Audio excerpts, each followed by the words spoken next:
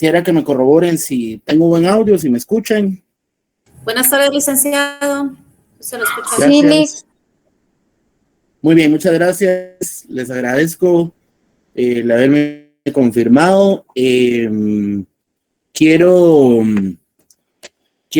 pues además de saludarlos y desearles un buen viernes, agradecerles su comprensión, dada la circunstancia del día de ayer.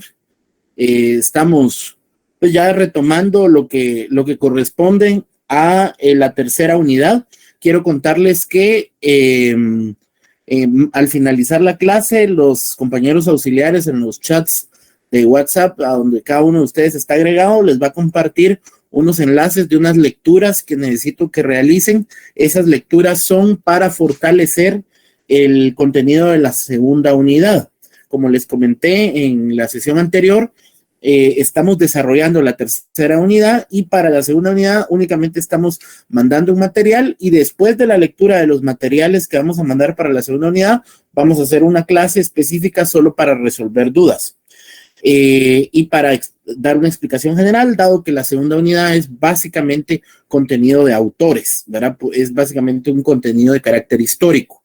Entonces, en esta tercera unidad, que es la que estamos desarrollando, donde estamos abordando el tema de la estructura de la sociedad y el orden jurídico, me interesa en sobremanera retomar lo que conversamos en la última sesión, básicamente refiriéndonos en lo que corresponde a lo que es la sociedad como tal, y lo que de acuerdo al programa en nuestra tercera unidad, el numeral 3.1.2, habla acerca de la estructura social, las teorías y las tendencias actuales.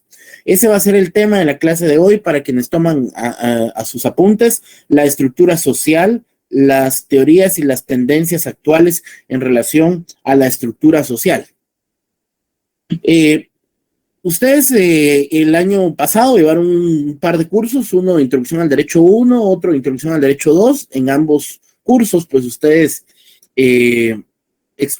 aprendieron acerca de las diferentes teorías del origen del derecho y muy probablemente estudiaron la figura de lo que se conoce en la doctrina como la supraestructura o la superestructura, que es la que rige de manera general una sociedad. A ver, en la sesión anterior hablábamos acerca de la vigencia de las sociedades. Recordábamos cómo existen elementos constitutivos del Estado que son fundamentales para que pueda existir una sociedad. Y dentro de ellos, pues naturalmente está la población. La población es un elemento constitutivo del Estado. No se concibe la idea de un Estado si no hay población, ¿verdad? Incluso tenemos estados que en algún momento de la historia no han tenido territorio. Recuerden que cuando hablamos de los tres elementos constitutivos del Estado nos referimos a territorio, población y poder, ¿sí? Pero no podemos hablar, no se puede concebir la idea de un Estado sin población. De hecho, sí hemos tenido estados sin territorio. Y quizás el ejemplo más cercano es el Estado de Israel. Al finalizar la Segunda Guerra Mundial, que se desarrolló en 1939 a 1944, 4 años después, en el año 1948, se somete a votación en las Naciones Unidas el reconocimiento de Israel como un Estado, a pesar que no tuviese como tal un territorio donde estar asentado. En ese momento, ahora sí, pero en ese momento, recordemos que los pueblos pueden ser nómadas o sedentarios, ¿no? Nómadas cuando andan de lugar en lugar, y en la antigüedad, en el mundo antiguo, teníamos mucho de eso, el mismo origen del hombre americano data justamente de ese proceso del hombre nómada que cruza el estrecho de Bering proveniente de Asia y viene a poblar América. Ese es el hombre nómada.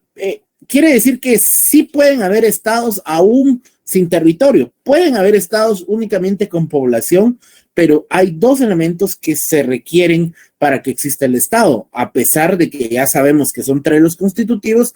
Si tuviéramos que priorizar, todavía hay 2 fundamentales, que son la población, no se concibe un Estado sin población, y luego la organización, que es el equivalente al poder.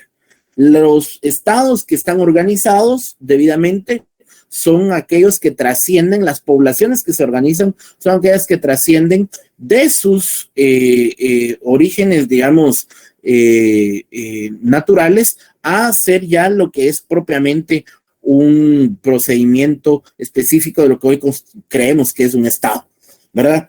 Entonces, partiendo de esa idea que necesitamos fundamentalmente población y poder para poder tener una estructura, para poder tener una sociedad, para poder tener un estado, vamos a hablar ahora específicamente de lo que es la población. La población es ese grupo de personas que constituyen un estado, pero este grupo de personas es un grupo mixto, no normalmente, o de hecho, no hay ninguna sociedad que tenga una actividad económica o social específica. Hay sociedades que se distinguen por algo, pero no con exclusividad. La totalidad de los miembros de su sociedad se dedican a una determinada actividad económica o social. Eso quiere decir que los grupos sociales son, ¿verdad?, plurales, son diversos, existe diversidad de grupos a lo interno de una sociedad que integra naturalmente un estado. La sociedad, que son, digamos, el conjunto de personas que conforman como elemento constitutivo un estado, pues naturalmente están organizados en diferentes estratos y están organizados en diferentes actividades de tipo económico, sobre todo en diferentes actividades de tipo económico, y esto los hace organizarse en las diferentes otras estructuras. Digamos, en el mundo antiguo, las sociedades primarias, tanto en América como en Europa, Asia o en todas las latitudes del mundo, la edad antigua muestra a un hombre organizándose a partir de sus actividades económicas. Ese es el primer gran filtro para organizar a una sociedad, su actividad económica o sus actividades económicas. En el mundo antiguo, digamos, habían personas que se dedicaban, algunos a la pesca, otros a la ganadería, otros a la agricultura, otros eran comerciantes, ¿verdad? Y eso hizo naturalmente que existieran diferentes ocupaciones, diferentes tipos de personas dedicadas dedicadas pues dedicadas a diferentes actividades, y cada grupo de personas, pues naturalmente con un interés en específico, ¿verdad? Hoy en día el mundo ha evolucionado, pero no deja su estructura primaria. Hoy en día tenemos, digamos, tal vez nuestro mundo naturalmente es más sofisticado, pero no dejan de existir fundamentalmente las actividades económicas que anteriormente describimos. Conforme fue avanzando el mundo, ya se agregaron otras actividades que no se tenían en el mundo antiguo, como por ejemplo las artes. Las artes en algún momento del mundo antiguo no eran consideradas una actividad económica, eran consideradas una actividad de distracción, era un privilegio para ciertas clases sociales a la cual solo ellos podían acceder, pero hoy en día las artes también constituyen una actividad económica, y por lo tanto aglutinan a un grupo de personas que vive del arte, digamos, bien o mal. Existe una industria alrededor del arte, la música, el teatro, el baile, etcétera, etcétera. Que, como les repito, todo eso no estaba en el esquema original de la sociedad primaria, pero fue evolucionando. Y hoy en día, pues naturalmente, tenemos actividades económicas que persisten, como la agricultura, que es fundamental, ¿verdad? Y lo que ha crecido fundamentalmente es el comercio. El comercio es una actividad secundaria, no primaria. ¿Por qué? Porque el comercio no produce. El comercio genera intercambio de bienes y servicios y divisas. Entonces, el comercio no produce.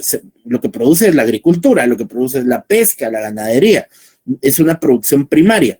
El comercio es una actividad secundaria. No obstante, el comercio es la actividad fundamental sobre la cual se basa nuestro sistema de libre mercado, actualmente bajo el cual nosotros estamos como sociedad, hablando en el caso específico de Guatemala, asentados. Entonces, Cada sociedad ha tenido diferentes momentos, diferentes épocas en las cuales se ha desarrollado, y en este desarrollo, pues naturalmente cada sociedad ha experimentado, diría es el término correcto, cada sociedad ha experimentado diferentes experiencias, diferentes épocas sobre las cuales las sociedades se van basando y van creando lo que los eruditos, los estudiosos de las ciencias sociales han clasificado como la estructura social. Inevitablemente, no sé si tengo fallas de audio, ¿me escuchan bien? Sí, licenciado, ¿sí se escucha? Sí, licenciado, se escucha. Gracias. Me apareció ahí un icono. Tuve dudas. Bueno, les decía, entonces, los estudiosos de las ciencias sociales han ido organizando estas actividades económicas e inevitablemente cada actividad económica tiene un interés en particular, ¿sí? Cada actividad económica tiene un interés en particular. Lo voy a explicar de una manera bien sencilla cómo funcionaba el mundo antiguo para que luego lo entendamos ya a escala mayor cómo funciona en nuestra sociedad actual. Pensemos en el mundo antiguo, el que se dedicaba, por ejemplo, a la agricultura, actividad primaria fundamental. Es el que se dedicaba a la agricultura, se dedicaba a producir alimentos para su familia. ¿Qué necesitaba? Necesitaba tierra, semilla y mucho trabajo. Lo demás eran aspectos que estaban fuera de su alcance, como que lloviera, estaba expuesto a heladas, estaba expuesto a una serie de situaciones de carácter climático, porque era una agricultura básica primaria, sin tecnificación, sin apoyo, digamos, básica. Los agricultores entendieron que podían producir comida para su familia y para ellos, y que además les sobraba un poco de comida que no consumían. Entonces empezaron a decir, bueno, puedo producir más de lo que yo necesito porque resulta que de repente ya no quiero comer vegetales, ya no quiero comer lo que siembro, sino que quiero algo más y resulta que mi vecina se dedica a la pesca. Entonces yo quiero peces. Entonces voy a producir un poco más de legumbres para intercambiar con mi vecino peces. Por ejemplo, quiere la pesca. O quiero carne. La caza. Yo no soy cazador, yo soy agricultor, pero mi otro vecino es cazador, ¿verdad? Y entonces la primera, como ustedes ya lo saben, ustedes llevaron un curso de economía el año pasado, la primera moneda fue el intercambio o el trueque. Esa fue el primer gran acuerdo económico de los seres humanos, fue el trueque. Todavía no existía un valor monetario para hablar de una moneda como tal, sino que existió el trueque. Entonces, aquel que era capaz de producir para sí mismo, para su familia y guardar de más, para con eso que produjo de más, generar intercambio con otro que también tiene que pescar de más, que también tiene que cazar de más, entonces se empezó a generar el trueque. Y eso empezó a generar el origen del comercio. El comercio todavía no existía como tal ahí. Luego, los pescadores, los agricultores y los cazadores se dieron cuenta que invertían mucho tiempo en estar generando acuerdos de intercambio entre ellos y perdían tiempo en producir más alimentos. Entonces a alguien se le ocurrió, señor agricultor, usted no pierda el tiempo en ir a intercambiar sus productos con el que produce pescado, usted siga produciendo, siga trabajando la tierra, que mientras eso pasa yo me voy a encargar de llevar su excedente y lo voy a negociar con el de los peces. Y si el señor de los peces me da 10 peces, yo le entrego 9 y me quedo con 1 por haber hecho la negociación. Y ese fue el origen del comercio, el negocio, ¿no? Porque empezaron, digamos, las actividades económicas a generar. Todavía no era dinero, todavía no era plata, pero se generaban intereses.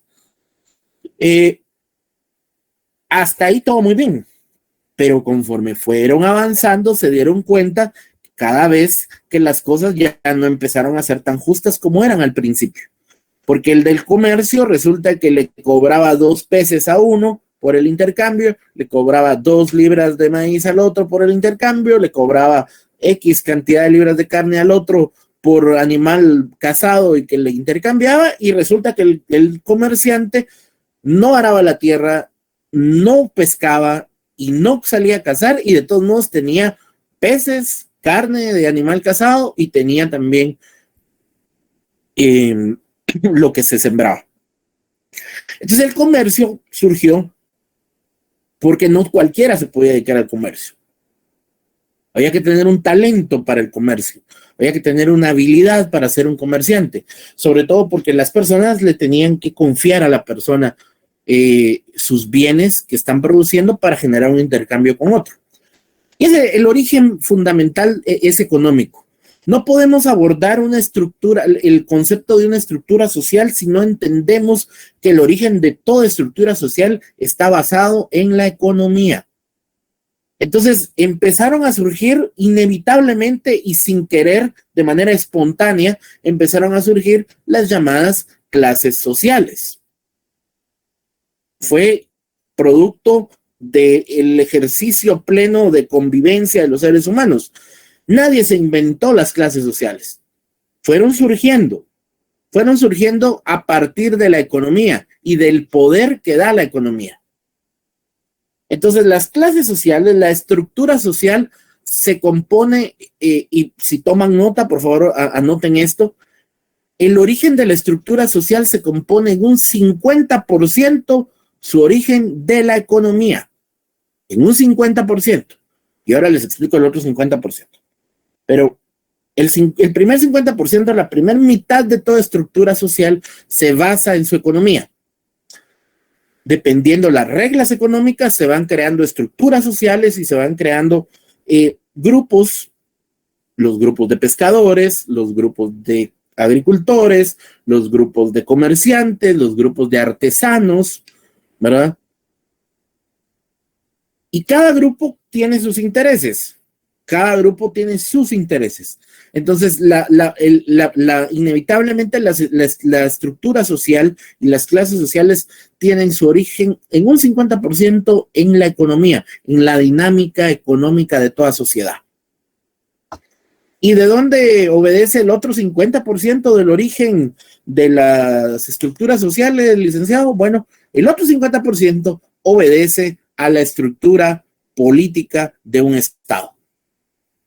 ¿Por qué digo la estructura política de un Estado? Porque todos los estados, inevitablemente, como dijimos, tienen población y tienen poder. Ese poder se aglutina en un pacto social al cual llamamos Constitución Política de la República de Guatemala. Lo explicamos en la sesión anterior, el dogmatismo jurídico, el dogmatismo del constitucionalismo jurídico, como la Constitución se constituye como el dogma jurídico por excelencia y a partir del principio de supremacía constitucional, nada hay sobre la Constitución y eso es pétreo e incuestionable. Nadie lo pone en duda. Siempre toda la normativa que produzca el país, reglamentaria, ordinaria e individualizada, debe estar en consonancia con las disposiciones constitucionales. No las pueden contradecir. Y esto naturalmente compone el otro 50%, porque la mitad de las personas que constituyen las clases sociales la constituyen por la dinámica económica y la otra mitad la constituyen por los privilegios que otorga el gobernante de un país, los gobiernos de un país.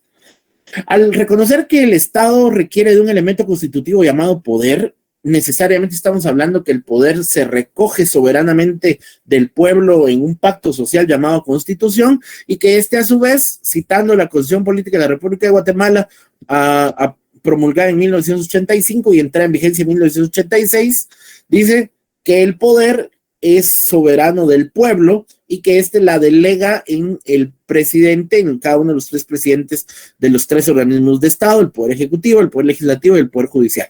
Cada uno de los tres poderes representa el poder del pueblo. Ahora, eso en la teoría, eso es doctrina. En la práctica lo que tenemos es presidentes. Presidente de Corte Suprema de Justicia, presidente del Congreso de la República y presidente de la República de Guatemala. A eso súmenle presidente de la Corte de Constitucionalidad, presidente del Tribunal Supremo Electoral, procurador de los derechos humanos, Contralor General de la República y toda una estructura de entes de fiscalización a la administración pública.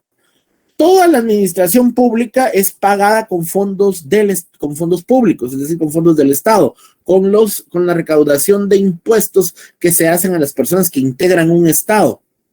Y eso naturalmente constituye el otro 50% de la estructura social, porque en la estructura social acceden y escalan personas, unos a través de la economía y otros a través del gobierno.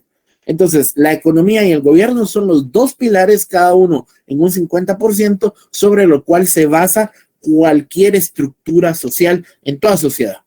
Y aquí no estoy hablando de una ideología en particular, no estoy hablando de un gobierno de derecha, de un gobierno de izquierda, estoy hablando de la mera doctrina de cómo funciona el desarrollo sociológico del experimento de lo que es una estructura social. Entonces, entendemos que la estructura social se forma y se basa en dos grandes pilares, un 50%, un primer pilar que es la dinámica económica de un Estado y otro 50% que es la forma de gobierno del Estado. Entre el gobierno y la economía de un Estado constituyen fundamentalmente la estructura social. Y las estructuras sociales son cambiantes, dependen naturalmente de la economía y también dependen del poder. Cada uno de los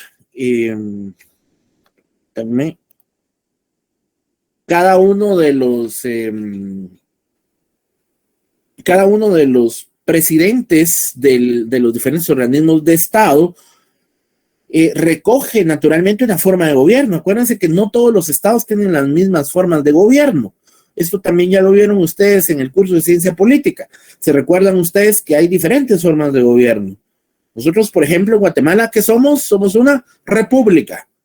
¿Por qué somos una república? Porque tenemos el poder dividido, tenemos la división de poderes.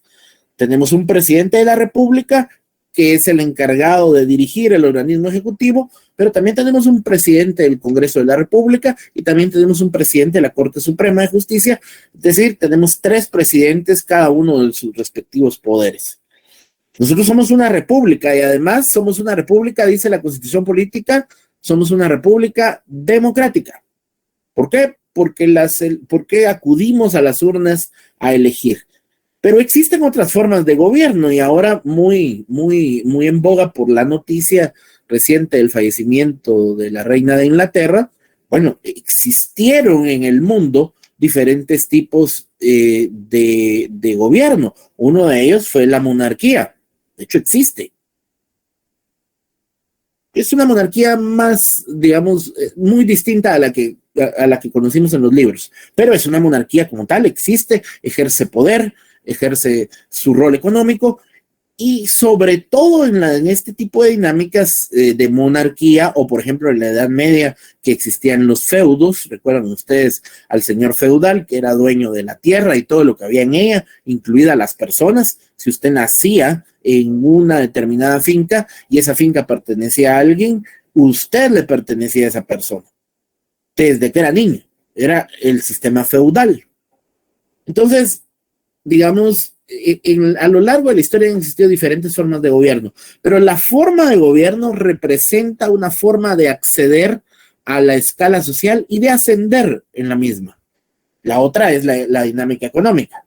Entonces, la estructura social se basa, primer pilar, la dinámica económica, segundo pilar, el desarrollo de gobierno de un Estado, el gobierno de un Estado. Y sobre esos dos pilares se constituye lo que es la estructura social. Ahora, ¿qué es la estructura social, mis estimados amigos y amigas? La estructura social no es nada más que la sistematización, para quienes están tomando nota, ¿qué es la estructura social? La estructura social es la sistematización de los grupos que integran una sociedad, con base en sus intereses particulares,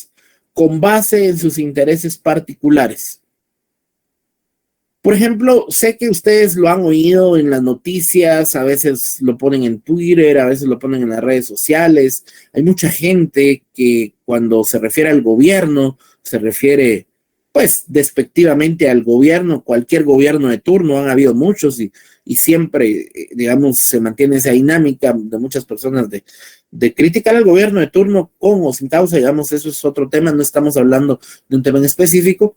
Pero siempre en paralelo, y ustedes seguramente ya lo han visto, muchos critican a una figura denominada CACIF.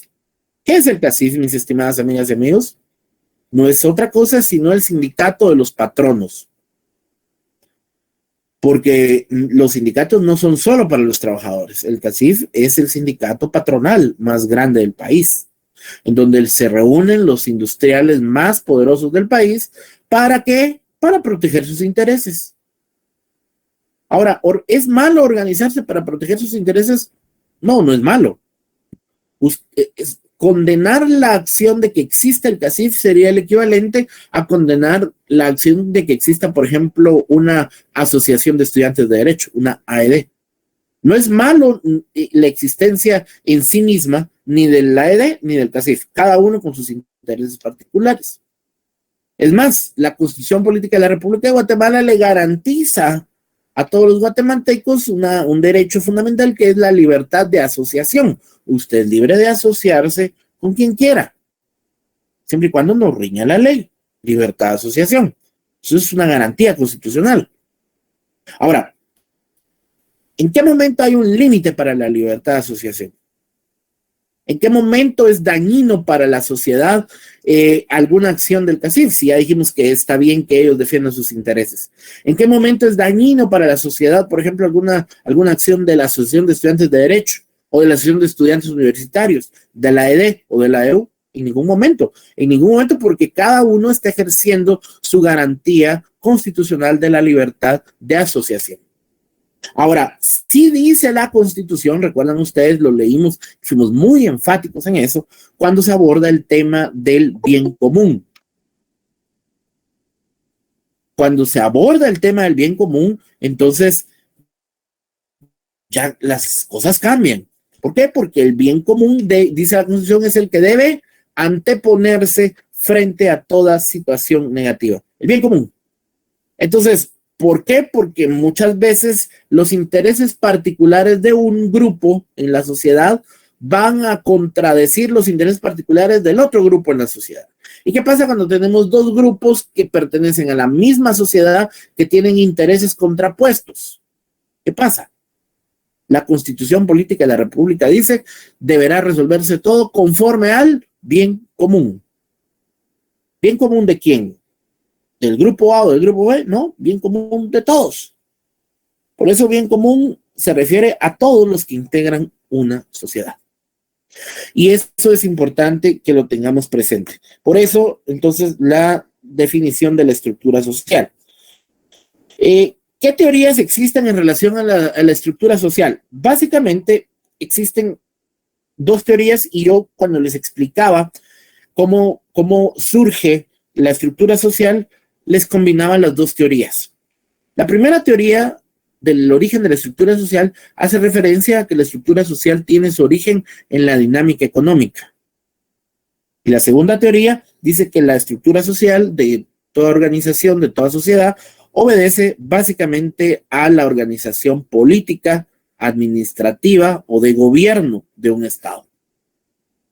Yo en lo particular pienso que la estructura social tiene dos pilares y que ambas teorías son aplicables porque no existe en la práctica ninguna sociedad que tenga o que se haya formado únicamente a través de la primera teoría, a través de la dinámica económica. A mí me pueden decir que incluso la sociedad norteamericana, y yo le diría no, también ahí en Norteamérica hay sociedades, hay grupos de privilegio que han accedido al poder no por la vía del dinero, sino por la vía de la imposición. Y tampoco es cierto que toda la estructura social se forma por la vía política o de gobierno, tampoco. Por eso digamos, hago mención que existen dos teorías, tanto la que indica que el origen es a partir de la dinámica económica y otra que dice que es a partir de la imposición o de la forma de gobierno. Yo personalmente, y para efectos de este curso, vamos a decir que ambas teorías son pilares de la estructura social. Ahora, ¿cuáles son las tendencias actuales de la estructura social? Tenemos problemas actualmente, mis estimadas amigas y amigos, porque en su origen, la estructura social se conformaba o por la dinámica económica o por el gobierno. Pero en la actualidad existen otras formas alternativas de ascender en la escala social, y esas son las formas delictivas. Nosotros tenemos dentro de nuestra estructura legal vigente en Guatemala una ley contra la delincuencia organizada. Bueno, en esa ley contra la delincuencia organizada, que seguramente van a ver ustedes en derecho penal, ahora que están viendo ya la parte de la tipificación de los delitos, hay un módulo del programa en el curso de derecho penal específicamente para leyes especiales. Ahí seguramente van a abordar este tema y yo lo traigo a colación porque el crimen es la tendencia actual de la escala social en nuestra sociedad, lamentablemente. Y cuando hablo del crimen, hablo de todo lo que esté al margen de la ley. Por eso es crimen, ¿no? Porque está al margen de la ley. El crimen no solamente es el crimen sangriento como tal, no, es toda actividad que esté fuera o al margen de la ley, toda, completa. Entonces, toda actividad que esté fuera al margen de la ley es una actividad delictiva y en las tendencias actuales se está convirtiendo el crimen en una forma de ingreso y ascenso en la escala social. Entiéndase narcotráfico, tráfico en el mercado negro de órganos, ¿verdad? Estafas, corrupción, etcétera, etcétera. Todo eso, toda la actividad delictiva de la población que integra un Estado, también en las tendencias actuales inevitablemente se ha convertido en un mecanismo de ingreso y ascenso en la escala social. ¿A qué estamos llamados nosotros como abogados, ustedes como futuros abogados? A defender el Estado de Derecho. Estamos obligados y estamos llamados a defender el Estado de Derecho y a defender los principios de carácter axiológico que inspiran nuestro pacto social. Nos guste o no, nuestra Constitución es lo que todos juramos defender cuando salimos graduados como abogados. Yo tengo muchos amigos que no coinciden o no concuerdan con muchas disposiciones de nuestra actual Constitución, pero la tienen que defender porque para eso se graduaron, para eso son abogados. Y en tanto no tengamos una nueva Constitución, todos estamos llamados y obligados a defender nuestro pacto social. El tema para la siguiente clase va a ser el materialismo histórico y su importancia.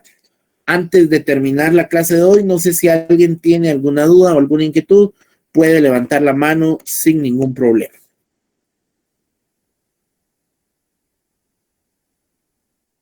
Bueno, siendo así, les agradezco mucho a todos, que tengan una feliz noche. Santos Calel, adelante. Buenas noches, licenciado. Sí, solo una preguntita, es que fíjese que no es en relación al tema que vimos hoy, sino que es en relación a mi examen, que fíjese que no recibió respuesta a su correo. Usted me indicó la clase anterior que iba a responder los correos, pero no he recibido respuesta, entonces no sé si en realidad le llegó mi correo. Mire, yo respondí todos, así que si no, yo no sé si usted revisó, si no le rebotó el correo, si lo consignó bien. Fíjese que no me rebotó el correo. Y lo volví a revisar con el correo que usted posteó en el Classroom, pero sí es el mismo. Va. Entonces, ¿quién es auxiliar? Sidel. Va. Entonces vamos a hacer algo. Reenvíe el correo hoy y escríbale a Sidel con una captura del correo. Y yo la otra semana se lo contesto. Va, está bien. Muchas gracias, licenciado. Bueno, nada. Lilian Barrios. Buenas tardes, licenciado. Con una consulta, fíjese que era con respecto igual a la respuesta que estaba esperando suya, con el problema que tuve en plataforma el día del examen. Ah, bueno, miren, todos esos problemas los estoy considerando. Todavía no hay respuesta. En su momento se les va a dar respuesta. Lo que pasa es que primero tengo que subir notas y después de las notas ya veo casos especiales y vemos qué situación, qué salida le podemos dar. Ok, muchas gracias. Bueno, Gerson. Buenas tardes, licenciado. Disculpe mi pregunta. Fíjese que yo quería preguntarle si hay alguna posibilidad de que le pueda enviar por correo lo de la tarea que envió a Classroom. Y verificaba yo que tenía fecha de entrega, pero Sí, fíjese que tenía. sí tuve unos inconvenientes que ya no pude entregarlo. Y me estaba dando cuenta el día de ayer que era para el día lunes, creo yo, o domingo, pero no sé si puedo enviarle por correo. Por eso le hablo por este medio, si hay posibilidades. Va, fíjese que como si le ponemos hora, a veces damos un par de horas más o una hora, pero ya con tantos días no se puede. Solo queda estar atento para una Ah, muy próxima bien. tarea. Muy bien, te lo agradezco, gracias. Muy bien. ¿Quién más? Adelante, vamos a ver. Jacqueline Alexandra. Disculpe, ¿qué dijo que era la superestructura?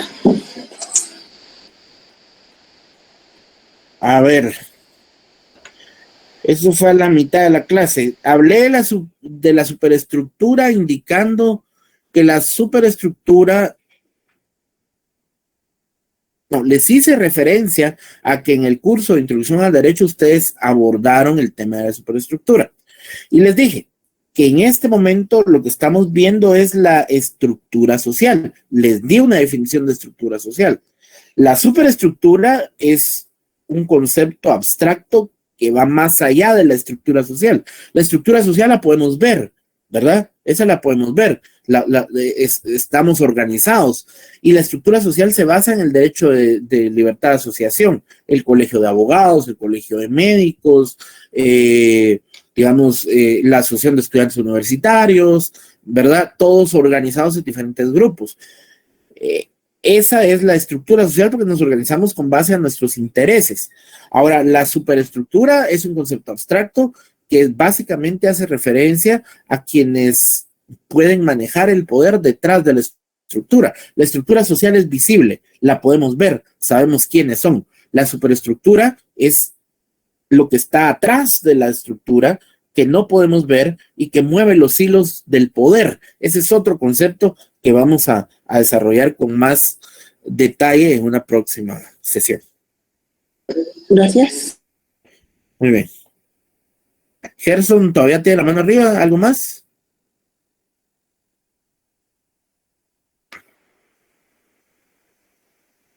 Dorian López.